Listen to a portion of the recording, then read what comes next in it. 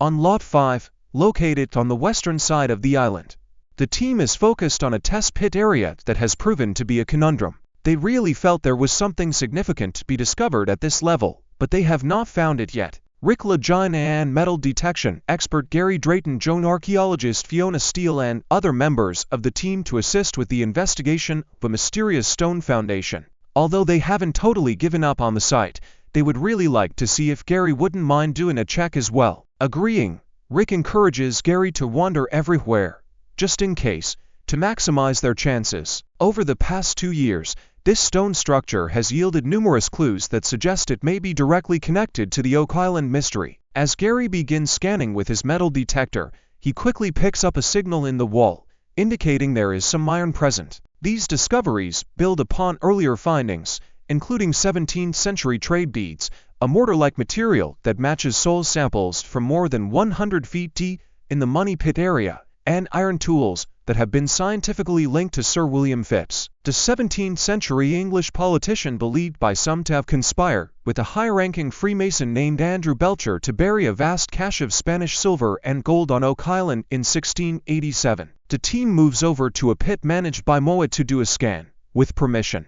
Now, since the feature has been deemed a special place by the government of Nova Scotia, Gary is allowed to detect potential metal targets, but the archaeological team must then slowly and methodically work to uncover them. Rick reflects that the Lot 5 feature, though it has expanded to 3 times its original appearance, is still not completely exposed, and to do it properly requires a lot of patience, which he accepts as part of the process. Gary continues scanning and finds more iron, indicating that iron is all over the feature. They discover a bigger piece of iron, and Gary notes with excitement the presence of iron everywhere, exclaiming "Kerblimey," while Fiona jokes that they are going to be very busy. Suddenly, a louder beeping sound is heard, and Gary chuckles, identifying it as a non-ferrous hit, something different from wire. They acknowledge that non-ferrous targets can indicate the presence of precious metals. Gary mentions that a non-ferrous reading like that could mean a coin is buried there. The team gets excited by the possibility, considering that a non-ferrous target means something potentially made of copper, lead, or gold.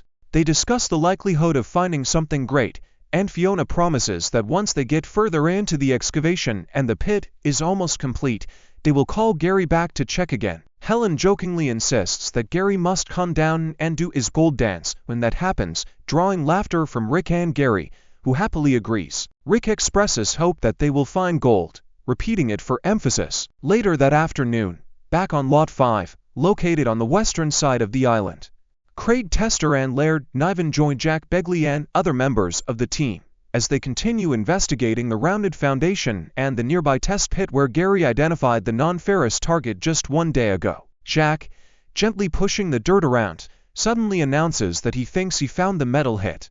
Blowing dirt off the object, they examine it closely. It looks like a button, with a pretty big eye on it. They observe its features closely and note that it indeed has a large shank and possibly some designs on its face. Laird remarks that it is odd, noting a rim around it and calling it a weird-looking button. Jack and Laird both notice what seems to be a floral design on its face. From the first glance, and given its green color, they conclude that it is made of copper alloy. When asked if he had ever seen a button like that before, Laird admits that honestly, he has not. Finding an ornate copper button sparks more excitement. They wonder if this could be another important clue that might help determine who created the mysterious feature on Lot 5, as well as potentially connect it to the brick structure in the swamp and even to the Money Pit. Laird explains that using the CT scan and XRF X-ray fluorescence, Emma Culligan could help reveal the design more clearly, even though it is heavily corroded, indicating it is fairly old. They all agree that it is a good find. Jack hopes that, given how unique the button is, there might be a deep historical story behind who made it and how it found its way to Oak Island. They all express their hope and decide to get back to work, determined to keep digging for more clues. The following morning, Rick reflects on how many times they have come into the lab to discuss artifacts from Lot 5, marveling at how that little button is truly quite unique. Rick Lagina, Craig Tester, and other members of the team join Laird Niven and archaeometallurgist Emma Culligan in the Oak Island lab. Laird is encouraged to speak about the latest find.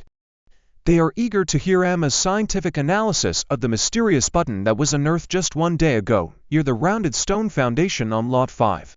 Laird explains that when the button was uncovered, he thought it was just a plain button back until Emma showed him something quite different and, in his words, quite unique. They are all excited to see the results. X-ray fluorescence mapping is used, which involves highly concentrated X-ray radiation to assign colors to the individual elements on the surface of artifacts. This process creates a two-dimensional image that further highlights an object's finer details and can help determine when it may have been created. As the image comes up, the team reacts with amazement. Gary comments that it is one fancy button. Laird agrees, and they examine the design, wondering if it is a flower. Emma explains that it is a flower and points out an intricate flower inside, showing the different little petals. Jack and Gary react with excitement, noting that it has an English feel and could be an English button. Emma continues to describe the petals formation, and the team agrees that it is a really pretty button. They begin speculating about the dates. Jack asks about speculative dates, and Emma suggests a safe bet would be the 1700s, possibly earlier. Gary thinks there's a good chance the button could go back to the late 1600s based on its appearance. They discuss its size, concluding it is relatively small and probably not from a coat. Gary adds that it is too big to be a cuff button and thinks it might be a fancy jacket button instead. Observing closely, he notices there may be a design on the outer ring. Laird agrees, noting he was seeing the same thing. Gary points out that the button is just really worn. Jack comments on how ornate it is, and Emma agrees. They all realize that if the button dates to the 1600s, it fits really well with Sir William Phipps. In 1687, King James II of England ordered Sir William Phipps to conduct salvage operations of the sunken Spanish treasure galleon known as the Concepcion near the modern-day Dominican Republic. However, Phipps and his assistant, Captain Andrew Belcher, delivered less than half of the silver and gold treasure that was recorded on the ship's manifest. They recall that Phipps found silver on the Concepcion and that some believe some of the treasure was secreted to Oak Island. According to the theory of 32nd-degree Freemason Scott Clark, Phipps and Belcher, who was also a high-ranking Freemason, hid much of their recovered valuables on Oak Island. Jack suggests that there might be something about this button that could tell them if it connects to William Phipps. The narrator asks if Jack could be correct, that this button might prove to be another clue supporting the theory, just like the iron tools found in the round feature that have been scientifically linked to William Phipps. Laird and the team discuss how they had often spoken about the feature possibly being considerably older than first thought, and this button might support that idea. Craig expresses his excitement, noting that what they have so far is amazing. They all admire the flower design, joking that it's a blooming lovely find and sharing laughter. They also joke that they have to button this one up, prompting more laughter. They conclude that they need to go find more artifacts and leave Emma and Laird to try to come to a further understanding of what the button represents. The team expresses their thanks to Emma and Laird before moving on.